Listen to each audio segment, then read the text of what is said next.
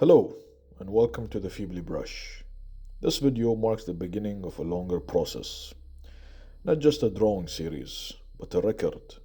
What you're seeing on screen is not concept art in the traditional sense. It's an attempt to visualize fragments from a world that does not fully reveal itself all at once. I'm also using Krita for the first time. It's unfamiliar, slightly disorienting, and that actually fits the subject of this video better than I expect. Some tools have different behaviors and result emerge accidentally sometimes, and in a way that mirrors how this world is being built through discovery and certainty. This is the first entry in a world building series for an upcoming dystopian science fiction comic project. The story isn't finished, the timeline isn't complete, and much of what exists is still unresolved and fragmented. What I can share are controlled records, observed phenomena, and one such phenomenon is known as KABID. The KABID is derived from the Arabic word kabid, a term associated with suffering, endurance, and hardship, carried internally rather than displayed. In surviving records, KABID is never described as a creature in the conventional sense. It is described as a function, a consequence, a presence that arrives after conquest, not during it. Early interpretations mistakenly categorize KABID as a weapon. Later records dispute this. KABID does not fight wars, it does not breach walls, it does not issue commands or respond to them. KABID is deployed only once a territory has already been claimed, and only when that territory must never be reclaimed. Before KABID, there were others. Entities that followed a familiar structure, humanoid in proportion, capable of recognition, decision, and reflection. They belong to a civilization referred to only partially and inconsistently as AL-KABID. Their internal doctrine remains largely sealed. What is known is this. Among the Naqibun, certain cognitive states were considered destabilizing. Not illegal in the traditional sense, but structurally dangerous. One of these states was empathy. Not hatred, not defiance, empathy. Naqibun records describe empathy as a variable that interferes with collapse. It delays necessary endings. It encourages preservation where dissolution is required.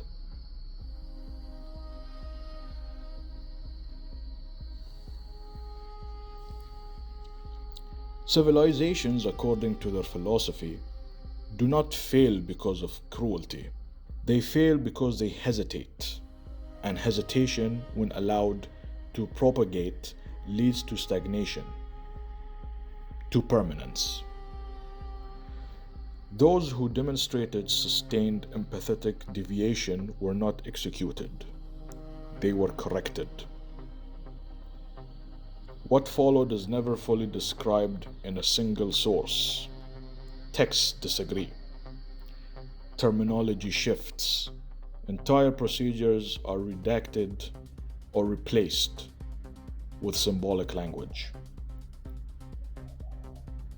What remains consistent is this. The subject undergoes recursive biological rewriting, not to erase awareness, but to collapse identity. Memory remains, recognition remains, suffering remains, but the capacity to care does not. The transformation does not remove the original form. It fossilizes it. Humanoid traits are not erased, they are buried compacted, and structurally integrated into a new anatomy, as if the original being were pressed inwards, preserved as a ruin inside a larger, more final shape. This is why the Kabid is described as colossal, not because it was designed to be imposing, but because it contains something that was never meant to move again. Kabids are obeyed, not loved, deployed, not commanded, feared, not revered. Once a transformation is complete, the original identity is stricken from all active records. Names are removed, lineage is severed, even the act of referencing their prior existence is discouraged. Kabid is not meant to be remembered as a person. It is meant to be remembered as a warning. Kabid is deployed only after conquest. Once settled, it becomes what later scholars describe as an entropy anchor. Where Kabid remains stationary, environments begin to fail, not explosively, but systematically. Soil compacts and sterilizes, water tables destabilize, microbial cycles collapse, regeneration slows, then stops. This process does not resemble destruction, it resembles exhaustion. Civilizations do not fall to Kabid in battle, they leave. Agricultural yields drop below sustainability. Infrastructure corrodes faster than it can be repaired. Supply routes become unreliable, and eventually evacuation becomes the only viable option. What follows abandonment is not immediate ruin, but something more severe. Forgetting, maps are redrawn. Places' names are removed. Later generations dispute whether anything ever existed there at all. Kabid does not guard territory. It ensures the territory can no longer be conceptualized as inhabitable. There are no confirmed records of Kabid pursuing targets. If it moves, it does so minimally, as if relocation itself is an administrative necessity rather than intent. Some historians argue that Kabid is not an entity, but a boundary condition, a marker indicating that a region has exceeded its allowable lifespan. Others claim Kabid is a penance given form. Neither interpretations has been proven. What is known is this: where Kabid settles, history thins, not erased, but compressed beyond layered and eventually inaccessible. Archaeological surveys conducted centuries later report a strange absence not of ruins but of context. Tools were with no culture. Structures were no stylistic lineage. Artifacts that feel unanchored in time, as if the land itself refuses to remember why it was once occupied.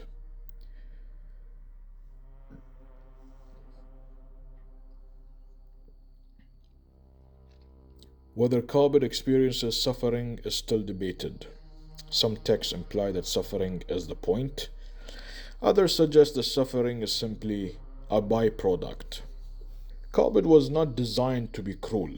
It was designed to be final.